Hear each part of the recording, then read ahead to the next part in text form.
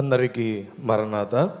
Bible మిషన్కు కిరీటముగా ఇంత అద్భుతమైనటువంటి రీతిగా జరుగుతున్నటువంటి యొక్క మహాసభలను జరిగించుచున్న దేవాది దేవునికి యుగయుగములు మహిమ కలుగును గాక. ఆమెన్. అలాగనే మనందరి హృదయ నేత, మన అధినేత అయినటువంటి reverend doctor J Samuel Kiran అయ్య గారికి, ఇంత మంచి ఏర్పాట్లు చేసినటువంటి అయ్య గారికి ముందుగా వందన మరణాతులు. అలాగే ఈ యొక్క స్టేజ్ పై ఉన్నటువంటి అధికారులైనటువంటి వారందరికీ మీ అందరికీ మరణాత. పరిశుద్ధ గ్రంథము నుండి మత్తయి సువార్త 17వ అధ్యాయము 1వ వచనము చదువుకుందాం. 6 దినములైన తరువాత యేసు పేతురును, యాకోబును, యోహానును, అతని సహోదరుడైన యోహానును వెంటబెట్టుకొని ఎత్తైన ఒక కొండ మీదికి ఏకాంతముగా పోయి వారి ఎదుట రూపాంతరము పొందెను. చిన్న ప్రార్థన. తండ్రి, కుమార, పరిశుద్ధాత్మ త్రియేక దేవ, మీకు అనేక వందనాలు, స్తోత్రములు. ఈ సమయములో ప్రభా, ఈ యొక్క మహాసభలలో అనేక వర్తమానముల ద్వారా మహిమను పొందుటకు, మహిమ మేఘము నెక్కుటకై ఈ సభలలో ఏకీవించినటువంటి వారమై ఉన్నాం. నీకు స్తోత్రములు. అధమము ఒక్క పాపమైన అంటకుండా ఉండులాగున, అంటనీయకుండా ఉండులాగున, అనుచు ఉండులాగున ఉండే వధువు సంఘముగా మమ్మల్ని తయారు చేయుచున్న దేవానికి స్తోత్రములు. ఇక్కడున్న వారిని దీవించండి. స్థిరమైన మనస్సు, బలమైన బుద్ధి, కుదురుగా కూర్చునే గుణం ప్రతి వారికి దయచేయమని, దీవించుమని మా మంచి బోధకుడైన యేసయ్య నామమున వేడుకొనిచున్నాం పరమ తండ్రి. ఆమేన్. దేవునికి మహిమ కలుగును గాక.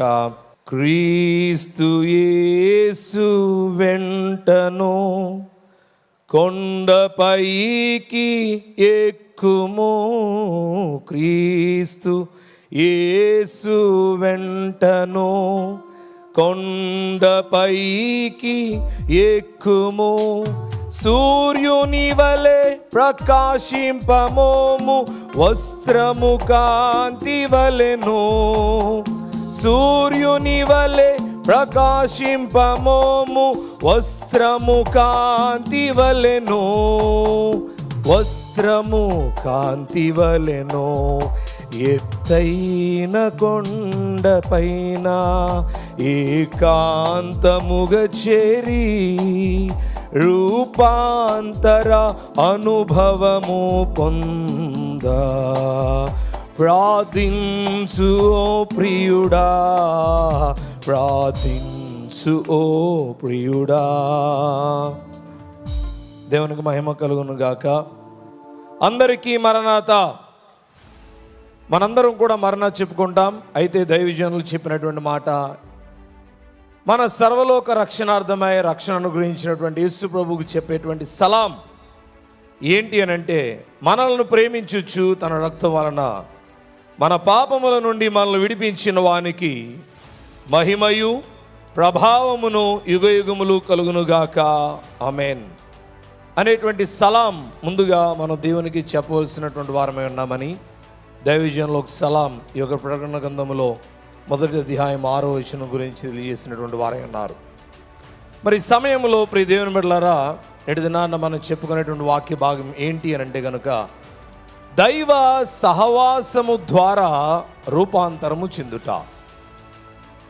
దేవుని యొక్క సహవాసములో, దేవుని యొక్క సముఖములో చేరిన ప్రతి ఒక్కరూ కూడా రూపాంతరము చెందితేనే గాని పరలోక రాజ్యములో ఉన్నటువంటి దేవాది దేవుణ్ణి చేరుకోలేరు అనేటువంటి ఒక మాటను ఈ యొక్క వాక్యము ద్వారా తెలియజేస్తున్నటువంటి వారై ఉన్నారు.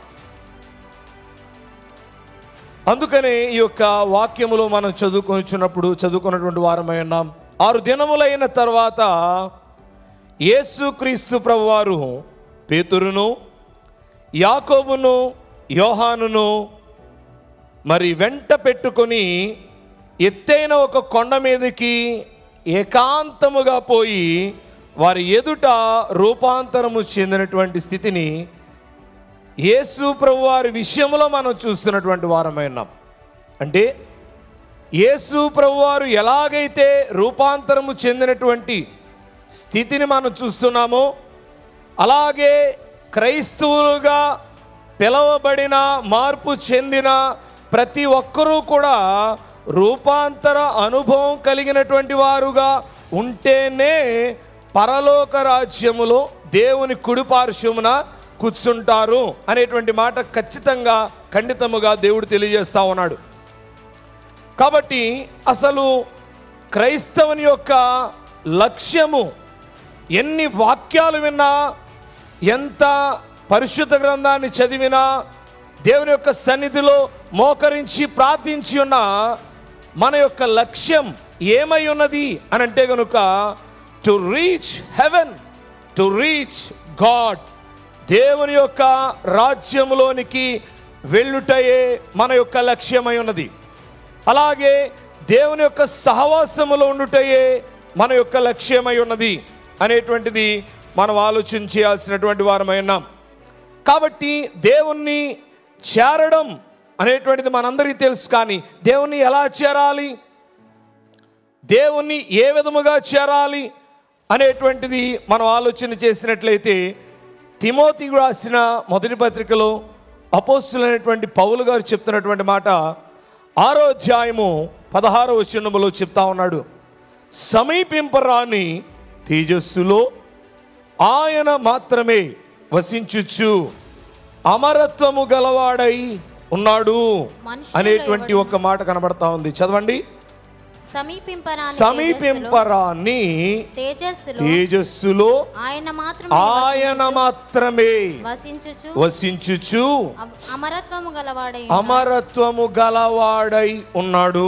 మనుషులలో ఎవడును, చూడండి, యేసుక్రీస్తు ప్రభువారిని లేక ఈ సర్వలోకమును సృష్టించినటువంటి దేవుణ్ణి ఎవరు చేరుకోగలరు? ఎంతమంది చేరుకోగలరు? ఎంత గొప్ప విశ్వాసిగా ఉన్నా, ఎంత గొప్ప యాజకుని వరుసలోకి నీవు వచ్చినా, ఎంత గొప్ప దేవుని విషయంలో సేవ చేస్తున్నా, మనందరి యొక్క లక్ష్యం ఆ దేవాది దేవుణ్ణి చేరడమే. కానీ చేరలేం. ఆయన అంత గొప్ప పరిశుద్ధుడైనటువంటి వాడై ఉన్నాడు. సైన్యములకు అధిపతి యెహోవా పరిశుద్ధుడు, పరిశుద్ధుడు, పరిశుద్ధుడని నిత్యము దేవదూతల చేత తెలియపరచబడుచున్నటువంటి మాటను బట్టి చూసినప్పుడు, ఆ పరిశుద్ధతలోనికి ఆయన దగ్గరకు వెళ్ళాలి అని అంటే అంతే పరిశుద్ధమైనటువంటి స్థితి మనం కలిగి ఉండాలని దేవుడు చెప్తా ఉన్నాడు కదా. ఆయన లోకములోనికి, ఆయనున్న స్థలములోనికి మనము చేరలేం. కనుకనే ఆయనే మనల్ని ప్రేమించాడు గనుక ఈ లోకములో బాలునిగా జన్మించినటువంటి వాడై ఉన్నాడు. అంటే ఆయనే మన దగ్గరకు వచ్చేసినటువంటి వాడై ఉన్నాడు. ఒక చంద్రమండలం మీదకి మనం వెళ్ళలేం, అందరూ వెళ్ళలేం. ఒకవేళ వెళదాం అనుకున్నా ఎంతో ఖర్చు, చాలా రోజుల ప్రయాణం, మరలా తిరిగి వస్తామో లేదో తెలియదు. కానీ అంతకన్నా దైవజనులు తెలియజేసినట్లుగా అన్ని లోకములకు అవతలున్నటువంటి ఉన్నత లోకాన సన్నుతులు కొనుచున్నటువంటి దేవాది దేవుని దగ్గరకు వెళ్ళాలి అని అంటే మనం ఎవరం కూడా ఆ సమీపింపరాని తేజస్సు కలిగినటువంటి ఆయన దగ్గరకు వెళ్ళలేము. గనుక ముందుగా ఆయన దేవత్వమును విడిచిపెట్టి ఇహలోకములో మానవునిగా రూపాంతరము చెంది ఈ లోకానికి వచ్చినటువంటి వాడై ఉన్నాడు. అదొక రూపాంతరం. ఇలాగ యేసుక్రీస్తు ప్రభువారిలో అనేక రూపాంతరాలు మనం చూడగలం. కానీ ప్రియ దేవుని బిడ్డలారా, ఇక్కడ తెలియజేస్తున్నటువంటి మాట ఏంటంటే, కేవలము ఆయన మాత్రమే ఆ తేజస్సులో ఉండేవాడు, ఆయన మాత్రమే అమరత్వము కలిగిన వాడై ఉన్నాడు. అలాంటి ఆయన దగ్గరకు మనం వెళ్ళగలమా? వెళ్ళాలి. అదే దేవుని యొక్క వాక్యం సెలవిస్తూ ఉంది. దేవుడు అడుగుతా ఉన్నాడు, దేవుడు తెలియజేస్తూ ఉన్నాడు. అమరత్వము కలిగి ఉండుట అనేటువంటిది ఆ మాటను మనం చూస్తున్నప్పుడు ప్రియ దేవుని బిడ్డలారా, దాని యొక్క అర్థము చావు లేని స్థితి, లయము కాని స్థితి, టైమ్లెస్నెస్. ఆది అంతము ఏమీ లేదు, మరణము లేదు. ఇంకా బాగా చెప్పాలి అని అంటే మనందరికీ చేయబడినటువంటి మాట, అందరికీ తెలిసినటువంటి మాటే చిరంజీవి. అంటే దెర్ ఈజ్ నో డెత్. అలాంటి అమరత్వము కలిగినటువంటి వాడుగా ఉన్నటువంటి ఆయన్ని చేరుకోవడం మనందరికీ కష్టమే. కానీ ఆయనే మన దగ్గరికి వచ్చినటువంటి వాడై ఉన్నాడు. అన్ని లోకములకు అవతల ఉన్నటువంటి వాడు ఆయనే మన దగ్గరికి వచ్చినటువంటి వాడై ఉన్నాడు. మొదటిగా ఆయన మానవుని రూపాంతరం చెందినటువంటి వాడై ఉన్నాడు.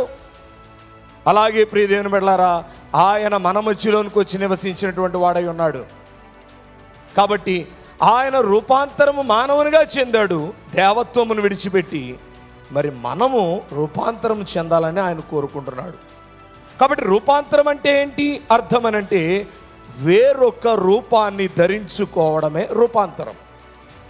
నమ్మి బాప్తిసం పొందిన ప్రతి ఒక్కడూ ఆయన రూపాన్ని ధరించుకోవడమే రూపాంతరం. అంటే బాప్తిసం పొందుకోవడం ఎంత ఇంపార్టెంటో, ఆయన లక్షణాలని కలిగి ఉండడం, ఆయన రూపాన్ని పౌలు గారు చెప్తా ఉన్నారు. నేను క్రీస్తును పోలి నడుచుకున్నాను, మీరును నన్ను పోలి నడుచుకొనుడి. అంటే ఆయన రూపాన్ని కలిగి ఉండుట. శిష్యులైనటువంటి వారు ఆయన సహవాసములో వారందరి రూపాలు ఒకే రూపముగా తయారైపోయినప్పుడు, ప్రియ దేవుని బిడ్డలారా, ఆ యొక్క సైనికులైనటువంటి వారు ఎవరు యేసుక్రీస్తు ప్రభువారో గుర్తుపట్టలేనటువంటి రూపము యేసు ప్రభు సహవాసము ద్వారా శిష్యులైనటువంటి వారు కలిగి ఉన్నారే. ఈ రోజున ఈ యొక్క మహోత్సవాలలో ఈ 4 దినాల సహవాసము ద్వారా మనం వెళ్ళేటువంటి మన యొక్క రూపం, ఏ రూపముతో మనం ఇంటికి వెళ్తామో మనం ఆలోచన చేయాల్సినటువంటి వారమైన. అందుకని ఇలాంటి గొప్ప మహోత్సవాలు 86 సంవత్సరాల నుంచి మనకు ఏర్పాటు చేస్తున్నటువంటి వారే ఉన్నారు. ఎంతోమంది విన్నారు, ఎంతోమంది రూపాంతరం చెందారు, ఎంతోమంది దేవుని దగ్గరకు వెళ్ళిపోయారు. ఈ రోజున ఇక్కడ ఏకీవించిన మనం కూడా దేవుని యొక్క రూపాన్ని కలిగి మన యొక్క గృహాలకు వెళ్ళాల్సినటువంటి వారుగా ఉండాలి అని దేవుని యొక్క వాక్యం సెలవిస్తూ ఉంది. కాబట్టి ప్రియమైనటువంటి దేవుని బిడ్డలారా, ఇక్కడ యేసుక్రీస్తు ప్రభువారి విషయంలో ఈ యొక్క వాక్యములో మనం చూస్తున్నప్పుడు ఆయన పేతురును, యోహానును, యాకోబును వీరిని 6 దినములైన తర్వాత అక్కడికి వెళ్ళి ఆయన రూపాంతరము చెందాడు. ముందుగా దేవుని యొక్క దైవత్వాన్ని విడిచిపెట్టి మానవునిగా రూపాంతరం చెందాడు. అలాగే ఇక్కడ మరలా అదే దైవత్వాన్ని దేవుని యొక్క సముఖములో గడుపుచు మరలా ఆయన యొక్క స్థితిని రూపాంతరముగా ఆయన పొందుకున్నటువంటి వాడై ఉన్నాడు. కనుకనే ప్రియ దేవుని బిడ్డలారా, ఈ రోజున ఈ పందిరిలోనికి వచ్చినటువంటి మనందరము కూడా, నా చిన్నతనము నుంచి పందిరి అనేక రకాలుగా రూపాంతరము చెందుకుంటూ వచ్చింది. చిన్న పందిరి, ఇంకా కొద్దిగా పెద్ద పందిరి, అలాగే 10 లైన్లు, 20 లైన్లు, 50 లైన్లు, 80 లైన్లు, ఇలాగా రూపాంతరం చెందుకుంటూ వచ్చింది పందిరి. కానీ పందిరిలో ఉన్నటువంటి మనము కూడా రూపాంతరము చెందేటువంటి అనుభవంలోనికి రావాలని దేవుని యొక్క వాక్యం సెలవిస్తూ ఉంది. కాబట్టి ఈ స్థలములోనికి వచ్చినటువంటి మనము రూపాంతరము చెందాలి. దేవుని దగ్గరగా ఉన్నటువంటి పేతురు, యాకోబు, యోహాను అనేటువంటి వారు కూడా యేసు ప్రభు రూపాంతరాన్ని బట్టి వారు కూడా అలాంటి రూపాంతరమైనటువంటి స్థితినే ఆ శిష్యులైనటువంటి వారు కూడా పొందుకున్నారు. అందుకని మెరుపు వంటి వారుగా దేవుడు వారిని తయారు చేశాడు. ఆ యొక్క 3 కూడా శిష్యులైనటువంటి వారు అందరూ ఉన్నారు, కానీ 9 మంది బయట ఉన్నారు. ఈ ప్రత్యేకమైనటువంటి 3 దేవుని దగ్గరలో ఉన్నారు. రాయి విసిరితే ఎంత దూరం వెళుతుందో అంత దూరంలో వారు ఉంటే, దగ్గరగా ఉన్నటువంటి యొక్క 3 అనుభవం బైబిల్ మిషన్ వారి యొక్క అనుభవం అయితే, అంత దూరంలో ఉన్నటువంటి వారి యొక్క అనుభవం వేరే వారి అనుభవం అని తెలియజేశారు. అంత దగ్గరగా మనం ఉన్నప్పుడే ఆయన రూపాంతరం మనం చెందుకోగలం. కాబట్టి ఆయన సహవాసములో, ఆయన సన్నిధానములో ధ్యానము చేస్తే మనము కూడా ఆయన రూపాన్ని ధరించుకోగలం. అంటే ప్రతి క్రైస్తవుడు కూడా ఇప్పుడు ఉన్నటువంటి రూపాన్ని కాకుండా క్రీస్తు ప్రభువారి యొక్క రూపము, వధువు సంఘము యొక్క రూపము మనము ధరించుకొని ఆయన దగ్గరకు వెళ్ళాలన్నదే ఆయన కోరిక ఉన్నది.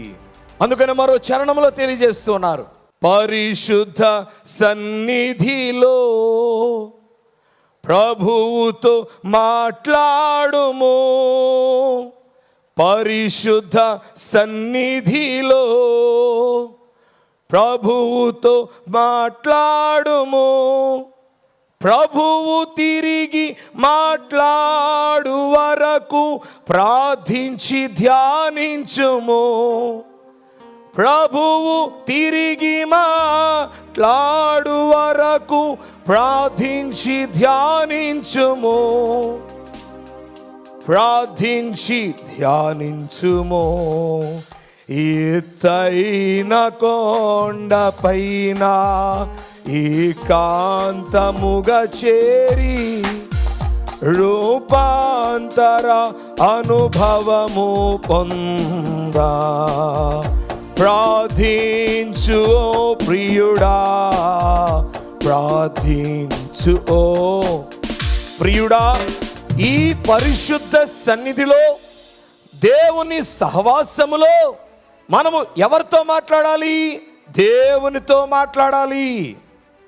దేవునితో మనం మాట్లాడుతూ ఉన్నాం, అలాగే దేవుడు కూడా మనతో మాట్లాడాలి కదా. కర్మెలు పర్వతముపై ఏలియా దేవునితో మాట్లాడాడు, కానీ హోరేబు పర్వతం మీద ప్రియ దేవుని బిడ్డలారా దేవుడే ఏలియా గారితో మాట్లాడాడు. అలాగే ఈ రోజున మనము దైవ సన్నిధి అనే కొండలోనికి, కొండ మీదకి, గదిలోనికి వెళ్ళి ఉన్నప్పుడు మనము దేవునితో మాట్లాడడం అది కామన్గా ఉంటుందేమో, కానీ దేవుడు మనతో మాట్లాడడమే ప్రత్యేకమైనటువంటి స్థితిగా మనకు కనబడతా ఉంది. ఇలాంటి స్థితి రూపాంతర కొండ మీద యేసుక్రీస్తు ప్రభువారు దేవుని విషయంలో కలిగి ఉంటే, పాత నిబంధన గ్రంథములో మోషే గారు సీనాయి పర్వతం మీద దేవునితో మాట్లాడేటువంటి అనుభవాన్ని, రూపాంతరము చెందేటువంటి అనుభవాన్ని మోషే గారు కలిగి ఉన్నారు. ప్రియ దేవుని బిడ్డలారా, నిర్గమాకాండము 24వ అధ్యాయము 12వ వచనాన్ని మనం గమనిస్తూ ఉన్నప్పుడు అక్కడ ఒక చక్కటి మాట తెలియజేస్తా ఉన్నారు. అప్పుడు యెహోవా మోషేతో ఇట్లనెను, నీవు కొండ ఎక్కి నా యొద్దకు వచ్చి అచ్చట ఉండుము. సీనాయి కొండ, మోషే సీనాయి కొండ ఎక్కు. దేవుని ద్వారా ఒక ఆర్డర్ వచ్చింది. Orders are given by God, given to him, given to Moses. ఆయన అంటున్నాడు కదా, come up to the mount, రా ఈ యొక్క కొండ మీదకి మోషే రా. స్టే అవే పీపుల్, ప్రజలకు దూరముగా ఉండు, నా దగ్గరికి రా. ప్రజలైనటువంటి వారిని చెప్తున్నాడు, ఓ నా ప్రజలారా మీరు దూరముగా ఉండండి. మోషే చెప్తున్నాడు మోషేతో, మోషే కమ్ క్లోజ్ టు మీ, నా దగ్గరకు రా. కానీ ప్రజలైనటువంటి వారిని మాత్రం దూరంగానే ఉంచుతున్నాడు. ఎంతసేపు ఈ యొక్క సతమతమవుతున్నటువంటి మోషేను, గందరగోళ స్థితిలో ఉన్నటువంటి మోషేను దేవుడు తెలియజేస్తా ఉన్నాడు. ఏమిటనంటే, మోషే పైకి రా, come up to the mount. ఎప్పుడు చూసినా ఈ యొక్క దేవుడు మోషేతో మాట్లాడినప్పుడు, మోషే నువ్వు పైకి వచ్చేసి పైన నీవు నేను మాట్లాడుకుందాం. కొండ మీదకి రా, నేను కొండ మీద ఉన్నాను.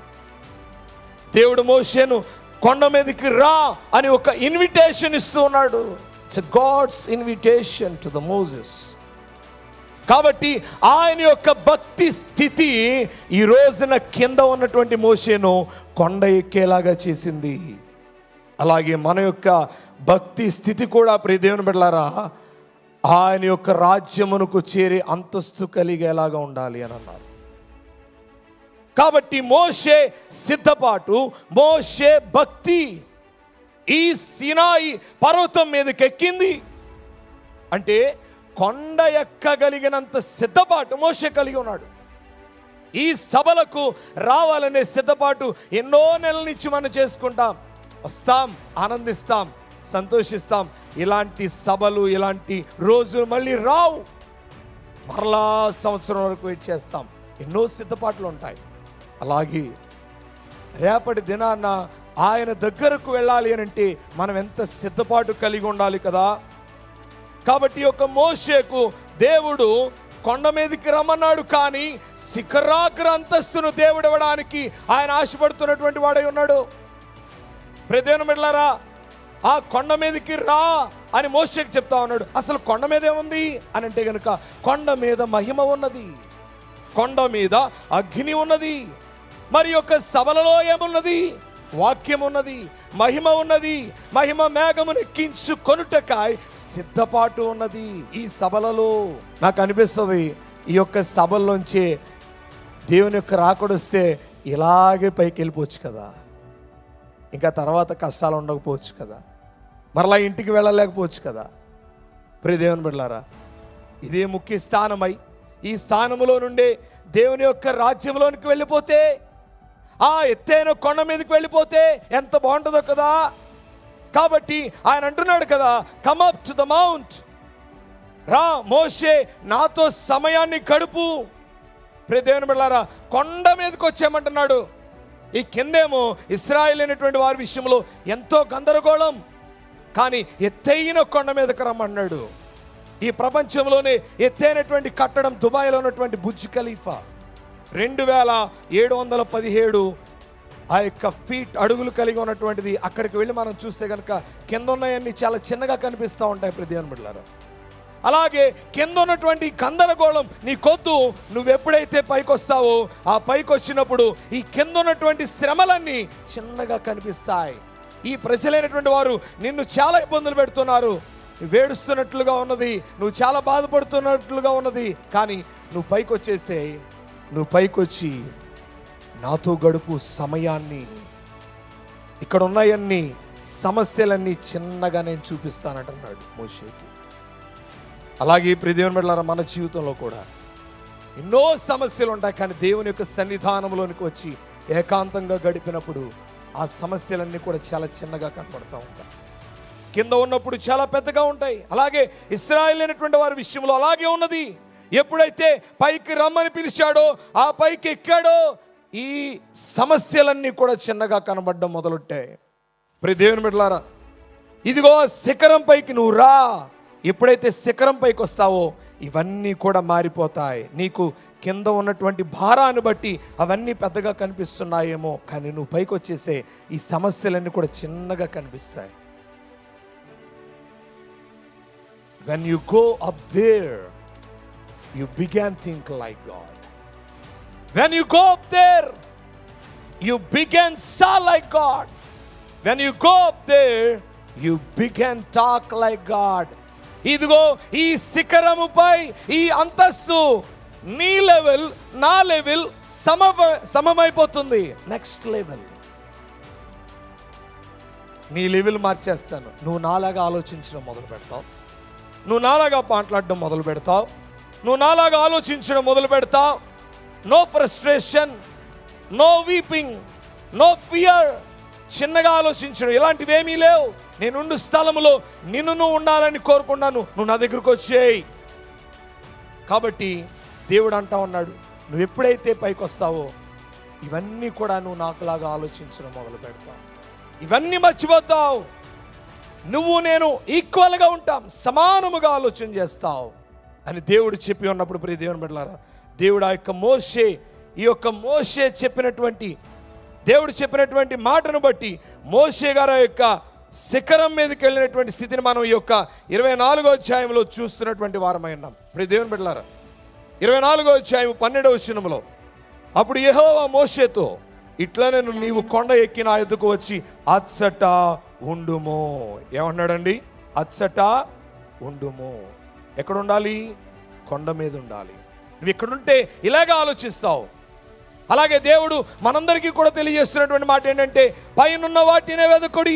కొలస్సీలకు రాసిన పత్రిక 3వ అధ్యాయం 2వ వచనం, కొలస్సీలకు రాసిన పత్రిక 3వ అధ్యాయం 1వ వచనంలో కూడా, మీరు క్రీస్తుతో లేపబడిన వారైతే పైనున్న వాటినే వెదకుడి, అక్కడ క్రీస్తు దేవుని కుడి పార్శ్వమున ఉన్నాడు. కింద ఉన్నప్పుడు ఏమీ కనిపించకపోవచ్చు, కానీ పైకి వచ్చేసాయి. ఈ యొక్క సీనాయి పర్వతం మీద ఎవరున్నారు అని అంటే గనుక, అగ్నితో సమానమైనటువంటి అగ్ని కలిగినటువంటి దేవుడే ఉన్నాడు. నిర్గమాకాండం 19వ అధ్యాయం 18వ వచనంలో, యెహోవా అగ్నితో సీనాయి పర్వతం మీదకి దిగి వచ్చినందున అదంతయు ధూమమయమై ఉండెను. హెబ్రీయులకు రాసిన పత్రిక 12వ అధ్యాయం 29వ వచనంలో, ఏలయనగా మన దేవుడు దహించు అగ్ని అయి ఉన్నాడు. కాబట్టి మనలో నిత్యము ఆయనతో అనగా ఆ దహించు అగ్నితో నివసింపదగిన వాడెవడు? కానీ ఇక్కడ మోషే ఉన్నాడు, కొండ మీదకి రమ్మన్నాడు, మోషేను వెళ్ళాడు. అక్కడికి వెళ్ళిన తర్వాత దేవుని బిడ్డలారా, మనం కొండ అంటే మనం అనుకుంటాము ఆయన శిఖరం మీదకి వెళ్ళిపోయాడు, ఆయన చక్కగా దేవునితో సహవాసం చేశాడు అనుకుంటాం. కానీ శిఖర అంతస్తు దేవుడు మోషే గారికి కలగజేయడానికి చాలా రోజులే పట్టింది. ఇందాక మనం 17వ అధ్యాయం మొదటి వచనంలో 6 దినములైన తర్వాత మోషే ఈ యొక్క యేసుక్రీస్తు ప్రభువారు యోహానును, పేతురును, యాకోబును వెంట పెట్టుకుని రూపాంతరం చెందినటువంటి స్థితిని మనం చూస్తున్నాం. అలాగే ఇక్కడ కూడా మోషేను కొండ మీదకి రమ్మన్నాడు, కానీ దేవుని దగ్గరకు వెంటనే ఈ మోషే వెళ్ళలేదు. కొన్ని దినములు, కొన్ని రోజులు దేవుని బిడ్డలారా, ఈ యొక్క మోషే దేవుని యొక్క సన్నిధానములో గడిపినటువంటి వాడుగా కనిపిస్తూ ఉన్నాడు. నిర్గమాకాండం 24వ అధ్యాయము 16వ వచనంలో చూస్తే, మేఘము 6 దినములు దానిని కమ్ముకొనెను, 7వ దినాన ఆయన మేఘములో నుండి మోషేను పిలిచినప్పుడు. కాబట్టి మోషే వెంటనే పిలిచిన వెంటనే శిఖరాగ్రమైన అంతస్తుకు వెళ్ళిపోలేదు. కానీ ఆయన ఎక్కడ ఉన్నాడు అని అంటే గనుక ఈ కొండ మధ్యస్థ భాగములో 6 దినములు దేవుని యొక్క సన్నిధానములో పొదిగింపబడ్డాడు. దేవుని యొక్క వాక్యమును బట్టి, మాటను బట్టి, ఆజ్ఞ చొప్పున అక్కడే ఉన్నాడు. ఈరోజు మనం దేవుని యొక్క సన్నిధానంలోకి వెళ్ళి దేవునితో ఎన్నో మాట్లాడేస్తాం, కానీ దేవుడు వచ్చి మనతో మాట్లాడేటంత సమయం మనం ఇవ్వలేము. కానీ ఇక్కడ మోషేను దేవుడు కొండ మీదకి రా అన్నాడు, వచ్చాడు, కానీ మధ్యలోనే ఉండమన్నాడు. ఉన్నటువంటి మోషే 6 దినములు దేవుని యొక్క సన్నిధానములో పొదిగింపబడ్డాడు, కోడి గుడ్డును పొదిగినట్లుగా. 6 దినాలు మేఘము కమ్ముకున్నది మోషే చుట్టూ. కాబట్టి దేవుని యొక్క పిలుపు వచ్చేంత వరకు మోషే 6 దినాలు అక్కడే ఉన్నాడు, శిఖరం మీదకి వెళ్ళలేదు. శిఖరం మీదకి వెళ్ళడానికి, దేవుని యొక్క పిలుపు రావడానికే 6 దినములు పడితే, ఈ రోజున మనము ఆయన యొక్క రాజ్యములోనికి సమీపింపరాని తేజస్సు కలిగిన, ఆయన ఒక్కడే వసించే అమరత్వము కలిగిన ఆయన దగ్గరకు వెళ్ళాలి అనంటే ఎన్ని దినాలు సన్నిధిలో గడిపితే ఆయన పిలుపు వస్తుంది. This is a invitation for 40 days. 6 దినములు సన్నిధిలో గడిపాడు. 7వ దినాన ఒక మేఘాన్ని పంపించాడు దేవుడు. ఆ మేఘములో ఎక్కి శిఖరాగ్రం మీదకు వెళ్ళి 40 దినాలు దేవునితో సహవాసం గడిపిన వాడై ఉన్నాడు. అంటే శిఖరం మీదకి ఆయన దగ్గరకు వెళ్ళడానికి ఇక్కడ ముందు 6 దినాలు ఆయన అనగా దేవుడు మోషేను సిద్ధపరిచాడు, శృంగారించాడు. 6 దినాలు ఆయన యొక్క మేఘము కమ్ముకున్నది, ఆజ్ఞకు లోబడ్డాడు.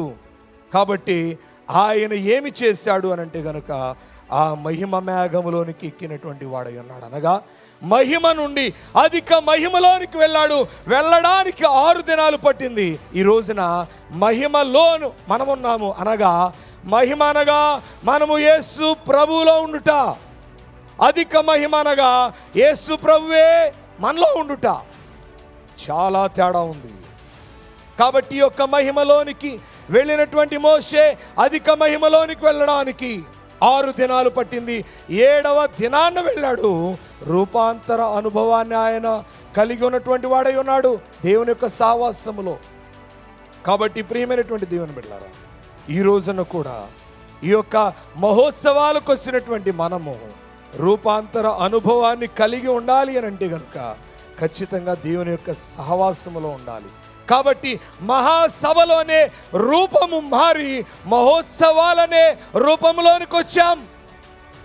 కాబట్టి ఈ యొక్క మహోత్సవాల గురించి హెబ్రీయులకు రాసిన పత్రిక 12వ అధ్యాయము 23వ వచనంలో చెప్తున్నాడు, పరలోకమందు వ్రాయబడి ఉన్న జ్యేష్ఠుల సంఘమునకు వారి మహోత్సవమునకు అందరి న్యాయాధిపతి అయిన దేవుని యొద్దకు సంపూర్ణ సిద్ధి పొందిన నీతిమంతులై ఆత్మ యొద్దకు అనేటువంటి మాట కనబడతా ఉంది. కాబట్టి ప్రియమైన బిడ్డలారా, ఎక్కడెక్కడో ఉన్నటువంటి మనలను జ్యేష్ఠుల సంఘములోని తీసుకొచ్చాడు, జ్యేష్ఠుల వరసలోనికి తీసుకొచ్చాడు, సభల రూపము నుండి మహోత్సవాల రూపంలో తీసుకొచ్చాడు. విశ్వాసులుగా ఉన్నటువంటి మనము ప్రియమైన బిడ్డలారా రూపాంతరము చెంది యేసుక్రీస్తును చూసేటువంటి అనుభవాన్ని ఇక్కడ ఏకీవించినటువంటి ఈ సభలలో ఉన్నటువంటి మన రూపములు మారి ఆయన రూపములోనికి, ఆయన రాజ్యములోనికి వెళ్ళేటువంటి ధన్యత ఈ వాక్యము ద్వారా దేవుడు ఇక్కడ ఏకీవించిన మనందరకు దేవుడు అనుగ్రహించును గాక. ప్రార్థన చేసుకుందాం. తండ్రి, కుమార, పరిశుద్ధ ఆత్మాత్రేక దేవ, మీకు స్తోత్రములు స్తుతులు చెల్లించుకొనిచున్నాం. దేవుని దగ్గరకు వస్తున్నాం, దేవుని యొక్క వాక్యాన్ని వింటున్నాం, నీ సన్నిధిలో ఉంటున్నాం. కానీ మా బ్రతుకు మారదు. పాపమును విడిచిపెట్టలేం, పొరుగు వారిని ప్రేమించలేం, తల్లిదండ్రులకు విధేయులై ఉండం, శరీర కార్యాలు వేయడము, సినిమాలు చూడకుండా ఉండలేం, బూతులు మాట్లాడలేకుండా ఉండలేం, కులపిచ్చి లేకుండా ఉండలేం, ఐక్యత కోరకుండా ఉండలేం, బైబిల్ చదవలేం, ప్రార్థన చేయలేం, దేవుని యొక్క సావాసంలో ఉండలేం, పరిచర్య చేయలేం. కానీ నీ యొక్క వాక్యాన్ని వింటాం, నీ సన్నిధిలోనికి వస్తాం, నీ వాక్యాన్ని మేము బోధిస్తాం. కానీ సాక్ష్యము లేని జీవితాన్ని మేము గడుపుతున్నామేమో, ఒక ఆత్మనైనా రక్షించలేని స్థితిలో మేము ఉన్నామేమో. కానీ ఈ మహోత్సవాలలో లక్షలాది మంది ఒకే చోట కూర్చొని ఈ లక్షలాది మంది యొక్క ఆత్మలను నీకు అప్పచెప్పాలని మా బైబిల్ మిషన్ ప్రెసిడెంట్ అయ్య గారు అయినటువంటి రెవరెండ్ డాక్టర్ శామ్యూల్ కిరణ్ అయ్య గారు నాయన ఎదురు చూస్తున్నటువంటి వారై ఉన్నారు. అందును బట్టే ఈ సభల్లో కూర్చోబెట్టారు కనుక ఈ ఆత్మలన్నీ నీకు అప్పచెప్పి నాయన ఆనందంతో, సంతోషంతో, నాయన అట్టి ఆనందం, సంతోష మహాభాగ్యాలు కలిగి ఉండుటకు ఈ సభలను, ఈ యొక్క మహోత్సవాలను ఏర్పాటు చేశారు కనుక మేమందరము కూడా మార్చబడి, మేమందరం కూడా రూపాంతరము చెందబడి, అయ్యా మా అయ్యగారులు కోరుకొనిచ్చినట్లుగా ఈ బైబిల్ మిషన్లో ఉన్నటువంటి ఏర్పాటు చేసిన దైవజనులు దేవదాసయ్య గారు కోరుకున్నట్లుగా మేమందరము మారి, మా బ్రతుకులు మారి రూపాంతరము చెంది అయ్యా నీ యొక్క సముఖములో చేర్చబడేటువంటి ధన్యత మా అందరకు దయచేయమని, దీవించుమని. ఎలాగైతే ప్రార్థన చేసే కొలది యేసయ్యా నీలో నుండి వెలుగు ఈ యొక్క రూపాంతర కొండ మీదకి వచ్చిందో, ఆ యొక్క వెలుగును చూశారో, అలాగే మేము దైవ సన్నిధిలో, దైవ సావాసములో ప్రార్థన చేసే కొలది మాలో వెలుగు మరింతగా మేము పొందుకునేటువంటి మహాభాగ్యం దయచేయమని, దీవించుమని. వాక్యం నేను అని సెలవిచ్చిన మా మంచి బోధకుడైన యేసు నామమున వేడుకొనిచున్నాం పరమ తండ్రి, ఆమేన్. దేవునికి మహిమ కలుగును గాక. మరి ఇలాంటి సమయమును మరొకసారి నాకు అందించినటువంటి మన అధినేత, మనందరి హృదయ నేత మరి reverend doctor J Samuel Kiran అయ్య గారికి, అలాగే అభిషిక్తులైన వారికి, అధికారులైనటువంటి వారికి అందరికీ కూడా హృదయపూర్వక వందన. మరణాత, అందరికీ మరణాత.